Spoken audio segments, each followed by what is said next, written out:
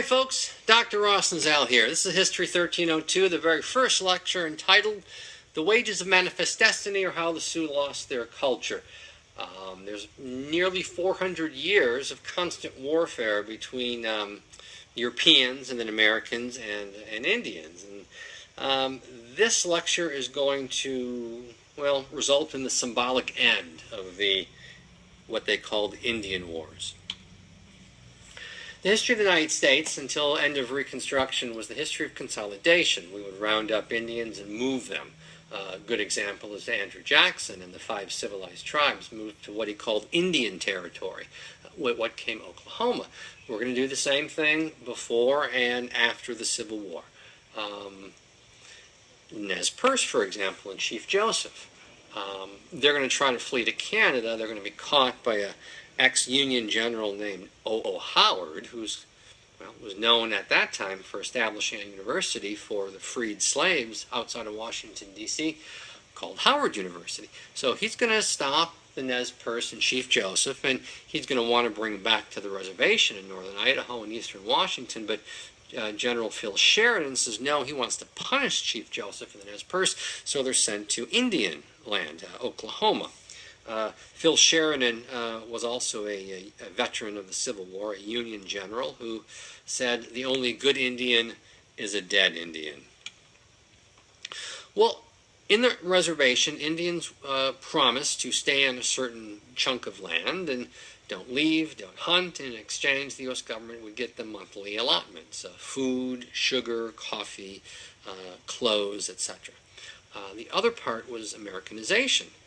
Religious and secular leaders would come to the reservations and attempt to Americanize them, Christianize them, tell them about American democracy, American economy, American culture. One person who thought this was bad was a woman named Helen Hunt Jackson. She wrote a book called A Century of Dishonor, in a nutshell arguing that for the past 100 years the U.S. government had created these treaties with Indians and then ignored the treaties. She also wrote a novel about Anglo-Mexican Indian relations and culture in Southern California called Ramona. Julius Seal, however, had an opinion that probably most Americans shared at that time. He said what Indians need is to get out of the blanket and into trousers, trousers with pockets, pockets that yearn to be filled with gold. The, quote, civilization of Indians, the Americanization, that's what Americans believed in. Until the late 1870s, early 1880s, and Congress started to re-examine the reservation. And in a nutshell, they declared or decided that the reservation was antithetical with American ways, that in the reservation, Indians owned the land communally or publicly, and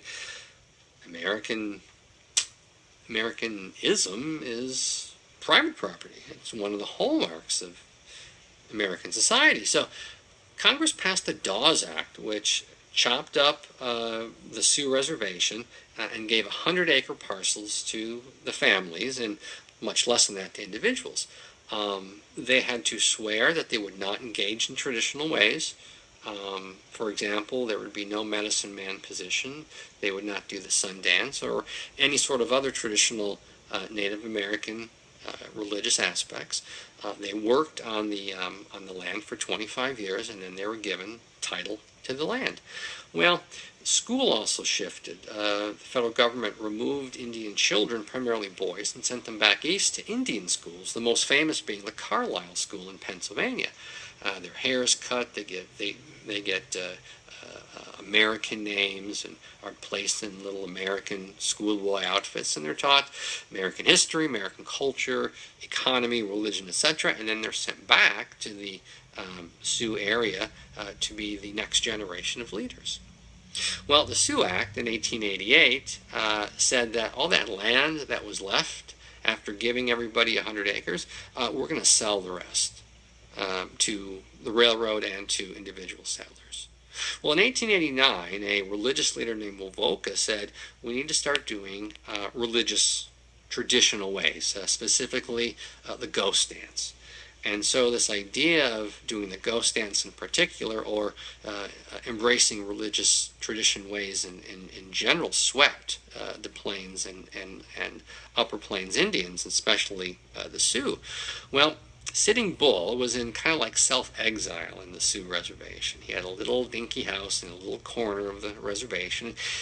He left the house and started to be vocal and started to protest, and so the federal government didn't like that, so they ordered the reservation police to arrest him. Now, the reservation police consisted of Sioux Indians, traditionally plunked from non-elite families. They were not the family of Sitting Bull or Crazy Horse or He Walks Mad or He Strikes First or Yellowfoot or anything like that. Well, as the reservation police attempted to arrest Sitting Bull, a fight broke out, and the reservation police shot and killed Sitting Bull. So Sioux leaders heard about this. They started to march on Pine Ridge, near the Wounded Knee Creek, in order to discuss this and other matters with the federal authorities. Well, the 7th Cavalry interceded, and they rounded up most of the warriors and put them on one side, and rounded up the women and children and put them on the other side. Now, the 7th Cav, if you're in the military, you know your unit history.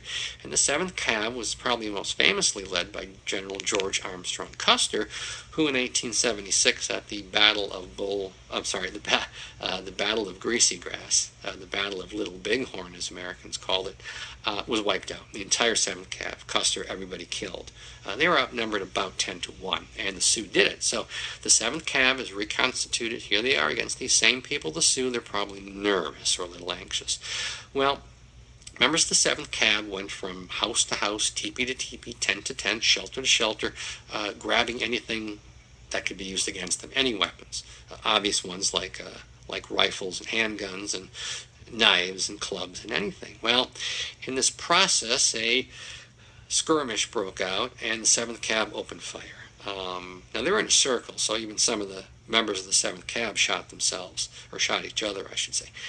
They had a repeating weapon called the Hotchkiss gun, very destructive. A reporter was there, and as the firing broke out, some schoolboys came running out of the local Pine Ridge School, and the 7th Cav opened fire. This reporter said it was like grass before the sickle. Well, this was December 29th, 1890, and the Battle of Wounded Knee, as Americans called it, and this is the symbolic end of the Sioux culture. Well, Americans believed that conquest and success were the same, and they were based on a couple ideas. One was social Darwinism, this idea that not just things change over time, millions of years, but that people change over time in a relatively quick manner, evolution, and some groups are more evolved than others. And so Americans will conclude that they're more involved than Indians, hence the Americanization movement, try to elevate these less evolved people to be like us. There was also an aspect of ethnocentrism, this idea that we are inherently better than them, we being white, we being Protestant, we being democratic, we being capitalistic, and them, the people who aren't.